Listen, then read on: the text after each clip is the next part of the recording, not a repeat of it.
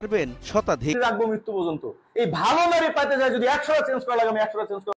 আমার বাপকে বলি। বহু বিয়ে নিয়ে তার প্রচারণার মাত্রা এতই বেশি যে নিয়মিত তার ভিডিওকে কিছু টাকা দিয়ে ওই মেয়েদেরকে ওইভাবে ভিডিও ফলো করলে যে কেউ 4 জন স্ত্রী না থাকাকে কি বললো না বললো টাইম নাই, আপনি 4 ক্ষেত থেকে সন্তান নেবেন, আপনি কাল কিয়ামতের ময়দানে নবীর সামনে থাকবেন। তার প্রতিষ্ঠিত আইডিয়াল ম্যারেজ মিডিয়ার মাধ্যমে বিয়ে হচ্ছে নিয়মিত।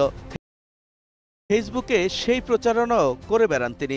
আজকে আমাদের বিবাহটা হবে, বড় স্ত্রী উপস্থিত হয়েছে, তার স্বামীর দ্বিতীয় বিবাহ হবে। যদি আমাদের এক বিবাহ প্রথা চালু থাকে তাহলে 32 লক্ষ নারী কখনোই স্বামী পাবেন না। ফেসবুকে এত প্রচারণা, আবার তামান্নার অভিযোগ বিষয়টি সম্পর্কে জানতে আগ্রহী করে। আমরা এই নারীর সাথে যোগাযোগ করি, কথা হয় তামান্নার সাথে। তিনি জানান কিভাবে পরিচয় হলো মুফতি মামুনের সাথে। উনি একটা ফেসবুকে পোস্ট করে যে মাকে দুলাভাই বিয়ে করবে এবং মেয়েকে বিয়ে করবে সে। তখন আমার খালামুনি এই পোস্ট পাওয়ার পর আমার আম্মাকে বলল যে এত ভালো একজন আলেম ইনি তোমার সন্তানের দায়িত্ব নিতে চাচ্ছে, তুমি পর্দা করতে পারবা, সন্তানের দায়িত্ব নেবে, তারাও বাবার আদর পাবে, তুমি বিয়ে করে দেখো বা কথা বলে দেখো ওনাদের সাথে।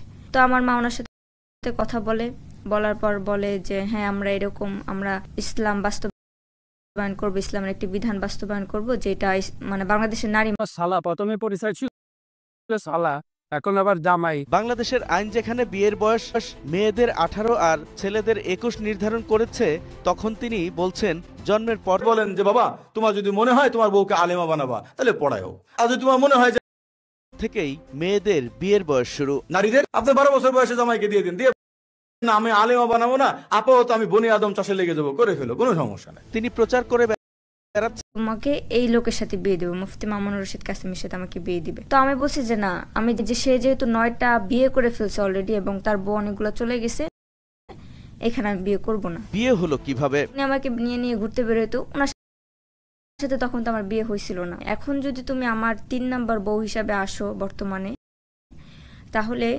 দেশের যে নারীরা আছে তোমাকে দেখে তারা সাহস পাবে। তুমি যদি সতীন মানো, তুমি জিহাদের সব পাবা প্রতিদিন। পরে এক পর্যায়ে আমার সৎ বাবা সামনে উনি কালেমা পড়ে ওনার সাথে আমার মৌখিকভাবে বিয়ে হয়। জানান শারীরিক ও মানসিক নির্যাতনের শিকার হয়েছেন তিনি। বিয়ের পর দিন থেকে সে নামাজই পড়ে না, 5 ওয়াক্ত, গায়ে হাত তুলতো, বাজে আচরণ করতো, মানসিক চাপ দিত অনেক। ওনার অন্য বউরা যারা চলে গেছে ওনাদের কাছ থেকে শুনছি অনেকে নেশাও করতো।